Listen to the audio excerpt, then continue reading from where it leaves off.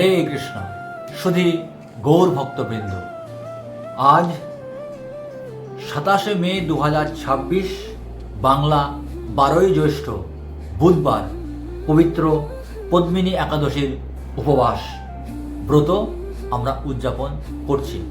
এখন আমরা এই পবিত্র পদ্মিনী একাদশীর মাহাত্ম্য পাঠ, শ্রবণ এবং তার মর্মার্থ উপলব্ধি করব।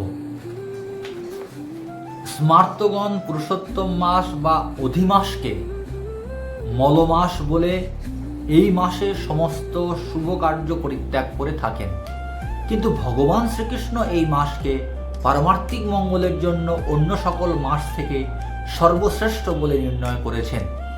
তিনি নিজের নাম অনুসারে এই মাসের নাম পুরুষোত্তম মাস রেখেছেন। যুধিষ্ঠির বললেন, হে জনার্দন, আমি বহু ধর্ম ও ব্রতের কথা শুনেছি, এখন পুরুষোত্তম মাসের সর্বপাপ বিনাশিনী ও পুণ্যদায়িনী শুক্লপক্ষিয়া পদ্মিনী একাদশীর কথা আমার কাছে বর্ণনা করুন, যা শ্রবণ করলে পরম পদ প্রাপ্ত হওয়া যায়। ভগবান শ্রীকৃষ্ণ বললেন, দশমীর দিন থেকেই ব্রতে শুরু হয়। কাঁসার পাত্রে ভোজন, মসুর, ছোলা, শাক এবং অপরের অন্ন ও আমিষ দশমীর দিন বর্জন করতে হয়। পরের দিন প্রাতকৃত্যের পর সুগন্ধি ধূপ, দীপ, চন্দনাদি দিয়ে ভগবানের পূজা করতে হয়। রাত্রিতে জাগ্রত থেকে ভগবানের নাম গুণ কীর্তন করতে হয়। এখন এই ব্রতের একটি ইতিহাস আপনার মনোরঞ্জনের জন্য বলছি।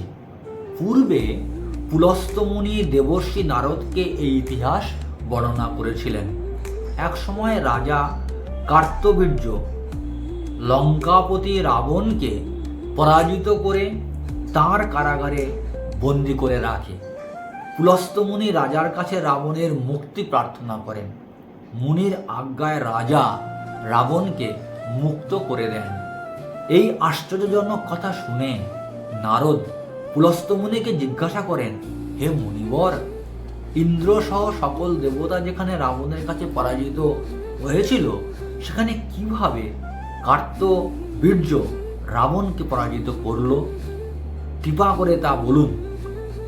পুলস্ত্য মুনি তখন নারদের কাছে কার্তবীর্যের জন্ম রহস্য বর্ণনা করেন। ত্রেতা যুগে হৈহয় বংশে কৃতবীর্য নামে এক রাজা ছিলেন। মহিষ্মতিপুরে তার রাজধানী ছিল।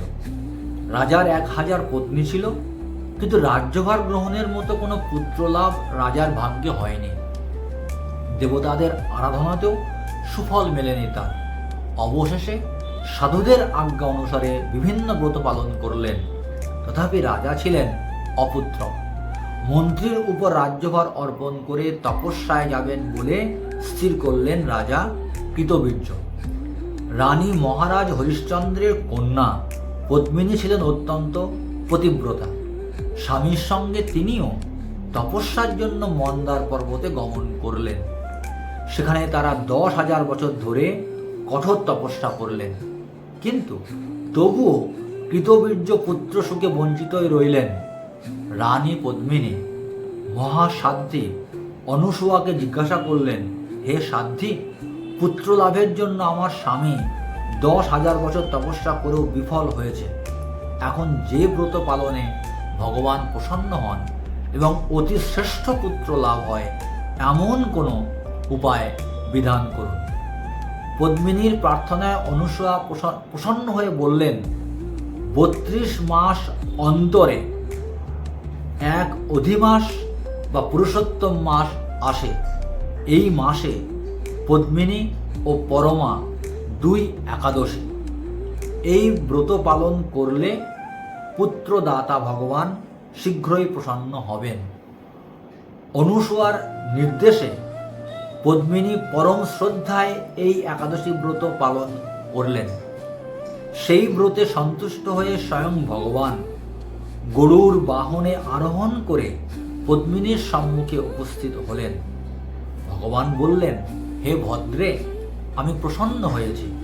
পুরুষোত্তম মাসের সমান কোনো মাস আমার প্রিয় নয়। এই মাসের একাদশী আমার পরম প্রিয়।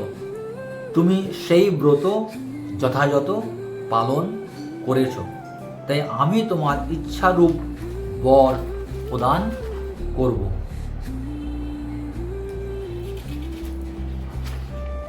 ভগবানের স্তব করে রানী বললেন, হে ভগবান, আমার স্বামীকে আপনি বরদান করুন। ভগবান তখন রাজার কাছে এসে বললেন, হে রাজেন্দ্র, আপনার অভিলষিত বর প্রার্থনা করুন।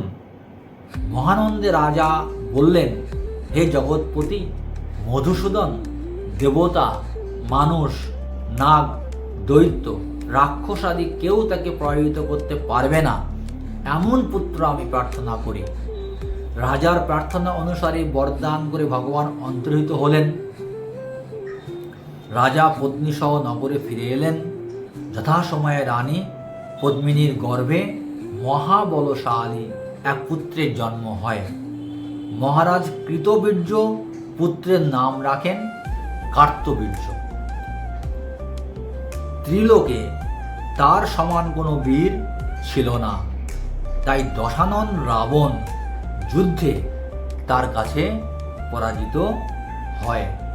তাহলে কৃতবীর্য মহারাজের পুত্র কার্তবীর্য, যিনি রানী পদ্মিনীর গর্ভে জন্মলাভ করেছিলেন। দশানন রাবণ মহাপরাক্রমশালী, তার কাছে পরাজিত হয়েছেন। শ্রীকৃষ্ণ বললেন, হে মহারাজ, এই ব্রত যিনি পালন করবেন তিনি ভগবান শ্রীহরির শ্রীপাদ পদ্মে অহৈতুকী ভক্তি লাভ করবেন। শ্রীকৃষ্ণের উপদেশে ধর্মরাজ সপরিবারে এই একাদশী ব্রত পালন করেন। যিনি এই ব্রত মাহাত্ম্য পাঠ ও শ্রবণ করেন তিনি বহু পুণ্য লাভ করেন। আমরাও অত্যন্ত নিষ্ঠা সহকারে এই পদ্মিনী একাদশী ব্রত উপবাস পালন করব বা করছি। আমরাও আমাদের অভিষ্ট যে লক্ষ্য, যারা পুত্র সন্তান লাভ করতে চান তারা যদি নিষ্ঠা সহকারে এই ব্রত পালন করেন তাহলে ভগবান শ্রীহরি তাদের কৃপা করবেন। আর আমরা আমাদের সমস্ত সঞ্চিত পাপ থেকে মুক্ত হয়ে গোলক বৃন্দাবনে প্রবেশের যোগ্যতা লাভ করতে পারব। ভগবানের প্রতি শুদ্ধ ভক্তি প্রদর্শন করার শ্রেষ্ঠ উপায় হচ্ছে একাদশী ব্রত পালন।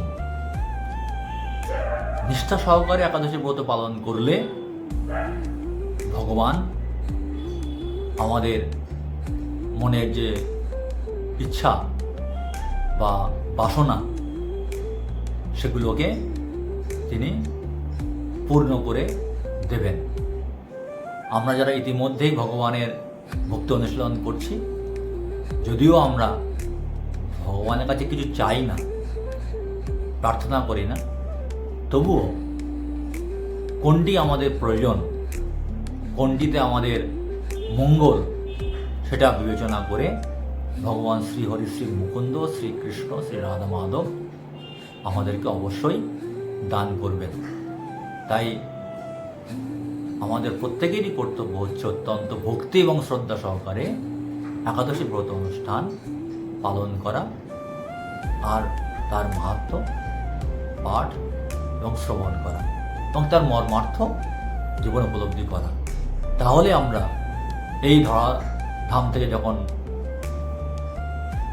মুক্ত হব, যখন আমাদের মৃত্যু হবে, তারপরে আমরা অবশ্যই আমাদের অভিষ্ট লক্ষ্য গোলক বৃন্দাবন সেখানে প্রবেশ করার সুযোগ পাব। হরে কৃষ্ণ।